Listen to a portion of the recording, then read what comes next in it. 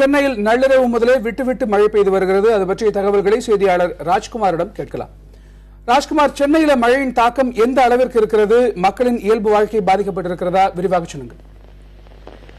கணேஷ், நேற்று இரவிலிருந்து சென்னை மற்றும் புறநகர் பகுதியில் நேற்று இரவிலிருந்து மழை என்பது பெய்து கொண்டிருக்கிறது. காலை நேரத்தில் சற்று மழை ஓய்ந்து இருந்தாலும் மீண்டும் காலை 9 மணியிலிருந்து சென்னையில் பல்வேறு இடங்களில் மழை பெய்து கொண்டிருக்கிறது.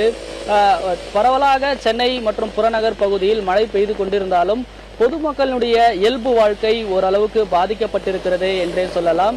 ஆனால் பொதுவாக கோடை காலத்தில் வெயிலுடைய தாக்கம் அதிக அளவுக்கு இருக்கும். ஆனால் சற்று மழை பெய்து கொண்டிருப்பதால் பொதுமக்களுக்கு மகிழ்ச்சி என்பது ஏற்பட்டிருக்கிறது. இது ஒரு புறம் இருந்தாலும் இயல்பான வாழ்க்கை அவர்களுக்கு பாதிப்பு ஏற்பட்டிருக்கிறது. காலையிலிருந்து தொடர் மழை பெய்து கொண்டிருப்பதால் பொதுமக்களுக்கும் அதே போன்று இருசக்கர வாகனத்தில் செல்லக்கூடிய வாகன ஓட்டிகளுக்கு அவர்களுக்கு ஒரு சிரமம் என்பது ஏற்பட்டிருக்கிறது. அது மட்டும் இல்லாமல் பொதுமக்கள் வெளியில் செல்வதற்கு அந்த சிரமம் என்பது ஏற்பட்டிருக்கிறது அவர்களுக்கு. சென்னை நகரில் பரவலாக நாம் பார்க்கும்போது இருள் சூழ்ந்து காணப்படுகிறது. தற்பொழுது நாம் நந்தனம் பகுதியில் இருக்கிறோம்.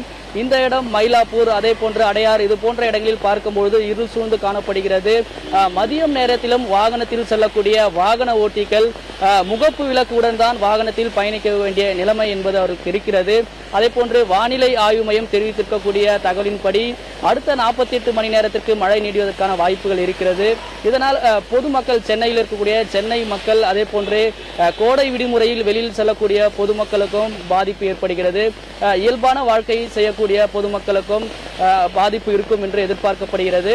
இப்போ அடுத்த 48 மணி நேரத்துக்கு மழை இருக்கக்கூடிய காரணத்தில் பார்க்கும்போது வியாபாரிகள், நடைபாதை வியாபாரிகள், இவர்களுக்கு ஒரு சிரமம் ஏற்படக்கூடிய சூழல் இருக்கிறதை பார்க்க முடிகிறது. கணேஷ்.